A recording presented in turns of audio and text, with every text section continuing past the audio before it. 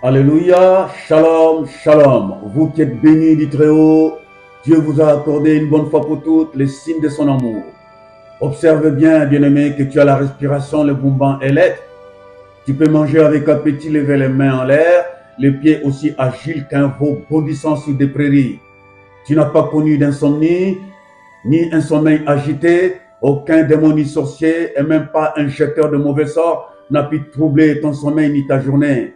Garde précieusement cette vérité dans un coin de ton cerveau, que c'est le Très-Haut qui te couvre de ses merveilleuses grâces. Tu n'as donc rien fait qui puisse attirer son attention, et tu n'as rien mérité. Il agit avec bonté et fidélité en ta faveur, et cela selon son bon plaisir. Ils sont nombreux qui ne se sont jamais réveillés, bien-aimés, ou qui se sont réveillés surpris de réaliser que certains membres de leur corps ne fonctionnent pas. Ils sont incapables de lever les mains, de marcher, de voir à plus d'1 mètre. Ils ont une vessie pleine d'urine, mais incapables de la vider. Ils sont nombreux à être diagnostiqués hémiplégiques, tétraplégiques, cancer d'estomac, cancer de gorge, insuffisance rénale, insuffisance respiratoire. Ils sont nombreux à crier « Ah Seigneur, pourquoi seulement moi? Qu'ai-je fait ?» Ah bien-aimé, le Seigneur un jour s'adressant à ceux qui lui rapportaient au sujet des massacres, des sacrifices humains perpétrés par Hérode à l'encontre des Samaritains. Voici ce que nous lisons, Luc 13, 1 à 7. En ce même temps, quelques personnes qui se trouvaient là racontèrent à Jésus ce qui était arrivé à des Galiléens dont Pilate avait mêlé le sang avec celui de leur sacrifice. Il répondit, croyez-vous que ces Galiléens fissent le plus grand pécheur que tous les autres Galiléens parce qu'ils ont souffert de la sorte? Non, je vous le dis. Mais si vous ne vous repentez pas, vous périrez tous également. Ou bien ces 18 personnes sur qui est tombée la tour de Siloé et qu'elle a tué, croyez-vous qu'elles fussent plus coupables que tous les autres habitants de Jérusalem? Non, je vous le dis. Mais si vous ne vous repentez pas, vous périrez tous également. Et le Seigneur ne s'arrêta pas là. Il leur formula à la suite de leur rapport une excellente parabole pour leur démontrer combien le Père Céleste prend soin de tous et permet des situations controversées afin d'attirer l'attention sur la nécessité de s'aligner sur le plan de Dieu. Et ce plan se résume en la repentance, la rémission des péchés, le salut qui s'obtient par la foi et la production des œuvres dignes de la repentance. Voici Luc chapitre 13, verset 6 à 7 nous dit, il dit aussi cette parabole, un homme avait un figuier planté dans sa vigne. Il vint pour y chercher du fruit et il n'en trouva point. Alors il dit au vigneron, voilà 3 ans que je viens chercher du fruit à ce figuier, je n'en trouve point. Couple, pourquoi occupe-t-il la terre inutilement? Le vigneron lui répondit, Seigneur, laisse encore cette année, je creuserai tout autour et je mettrai du fumier. Peut-être à l'avenir donnera-t-il du fruit, sinon tu la couperais. Le Père n'agit pas dans la précipitation, il ne punit pas à la moindre désobéissance. N'oublie pas qu'il est plein de bonté, de miséricorde, lent à la colère, riche en bonté et en fidélité. Produis donc des fruits qui vont honorer ton Père Céleste, car c'est lui qui te donne tout ce qui agrémente ton existence. Tout don merveilleux, toutes tes grâces excellentes viennent d'en haut du Père des Lumières, sur lesquelles il n'y a ni ombre de variation ni changement. Jacques 1, 17. Premièrement, qu'attend le Père de nous? Dans les 2 premiers versets, on nous parle du figuier qui a été planté avec tout le protocole requis, mais qui ne produisit pas de fruits. Le maître a ordonné au vigneron de les raser, mais le vigneron supplia celui-ci de les laisser continuer à émonder. Ce figuier représente l'homme qui ne travaille pas aux œuvres de Dieu. Il écoute la parole et ne la met pas en pratique. Il est donc loin du plan de Dieu. Il ne craint Dieu, il ne dépend de Dieu en toutes circonstances. Il ne produit pas une vie qui glorifie son Créateur. Et pourtant, le Créateur lui a donné la vie, la santé, les mouvements, la respiration, pendant que lui choisit de vivre égoïstement. Et en plus, le Père lui accorde de opportunités comme à ce figuier, des grâces supplémentaires. Il en est des soins particuliers pour qu'il porte des fruits. C'est la responsabilité donc de chaque enfant de Dieu. Deuxièmement, tu es le choix de Dieu. La volonté du Père est que tous parviennent à la vérité. À la résurrection du Seigneur, le rideau du sanctuaire était déchiré de haut en bas.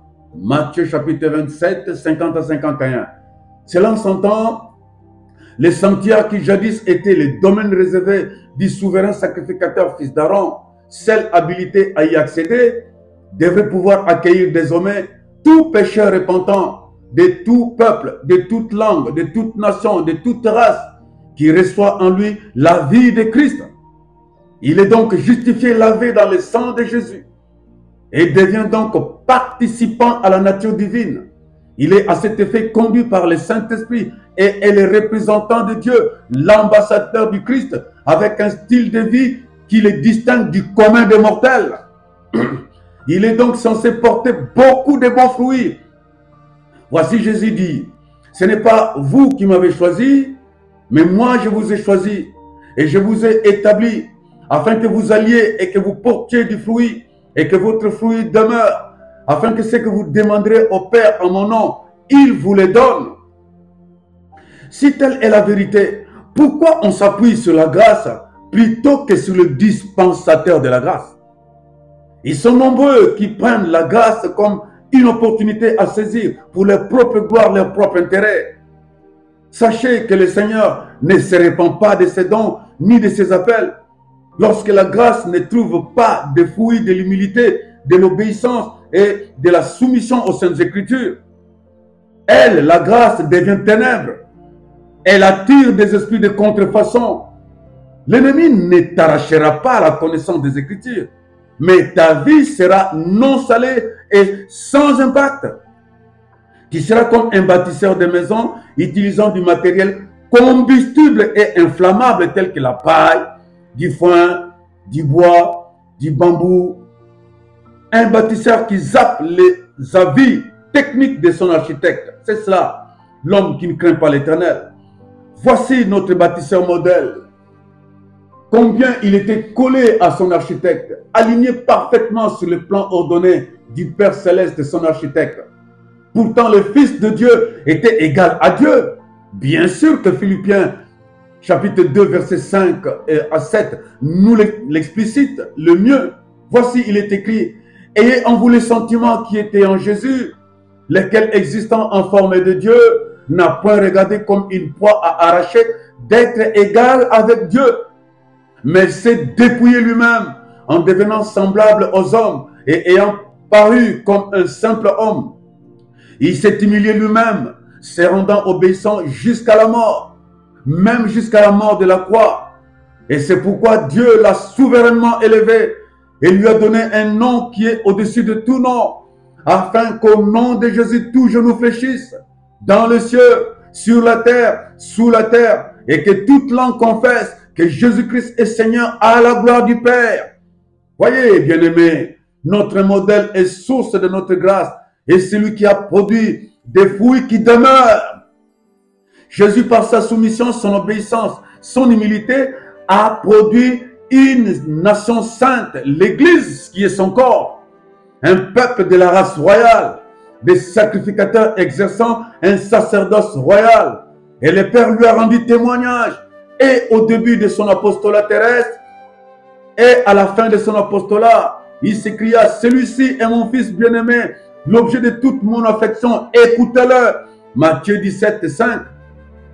C'est bien dommage qu'on exploite la grâce comme une source de gain personnel. Dieu a chassé le diable du ciel, n'est-ce pas? Mais il ne lui a pas retiré son onction, celle qui aujourd'hui est au service du péché. C'est ainsi que tout dépositaire de grâce divine qui est rebelle à Dieu est au service automatiquement de l'ennemi.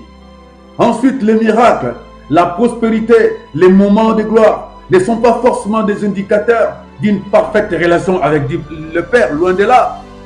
Job était dans l'impasse, bien-aimé, quand Dieu lui-même lui rendait des témoignages.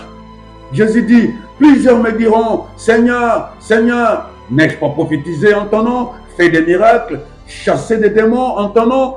le maître dira, retirez-vous de moi, je ne vous ai jamais connu, vous qui commettez l'iniquité. Matthieu 7, 21, 23. Enfin, Proverbe chapitre 31, verset 30 nous dit que la grâce est trompeuse et la beauté est vaine. La femme qui craint l'Éternel est celle qui sera louée. Oui, mon ami, ici on parle d'une femme qui a reçu les dons de la beauté. Cependant, la beauté, elle, est d'une durée éphémère. Ainsi, la femme qui craint Dieu garde la beauté et la parure intérieure qui suscite l'admiration et de Dieu et des hommes. Même à la vieillesse, la beauté reste, parce que la beauté est d'abord intérieure. C'est ce que le psaume 92, verset 15 à 16 déclare. Ils portent encore de fruits dans la vieillesse. Ils sont pleins de sève et verdoyants pour faire connaître que l'Éternel est juste. Portez donc de fruits. C'est ce que Christ attend de tout serviteur. Et cela commence par la crainte de Dieu, qui est le commencement de la sagesse, bien-aimé. N'oublie pas que l'amitié de l'Éternel est pour ceux qui le craignent. Psaume 25, 14. Or, la crainte de l'Éternel, c'est la haine du péché. Proverbe 8, verset 13. Puis vient la sanctification suivie de la méditation de la parole et de la vie de prière.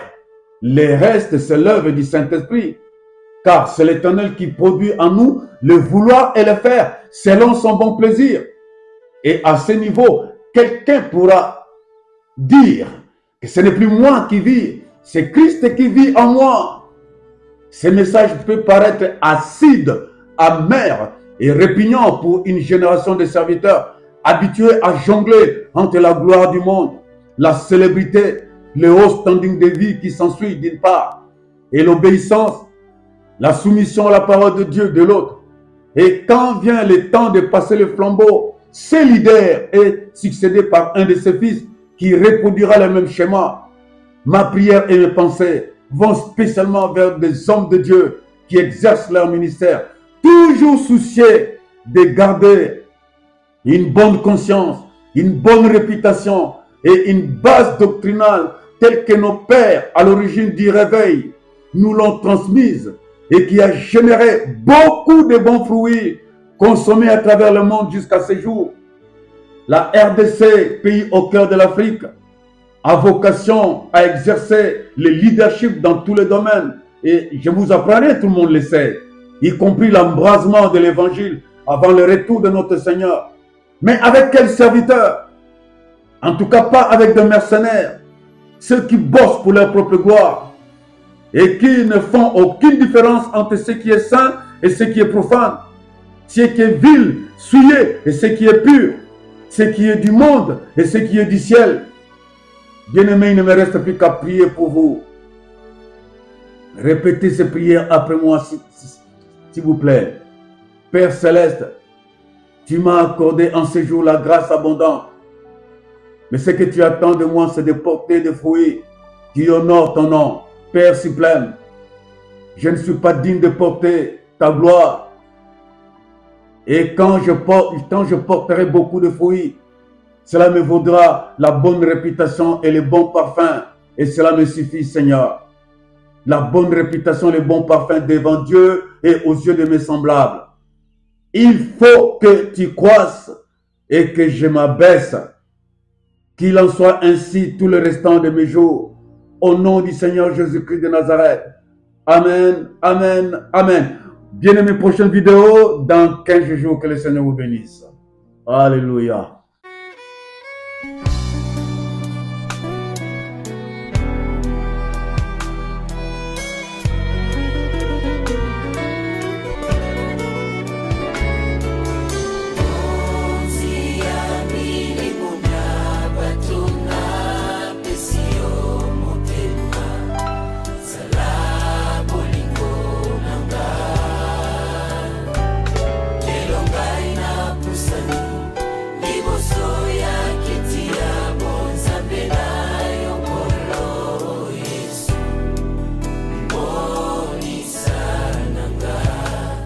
Kalingi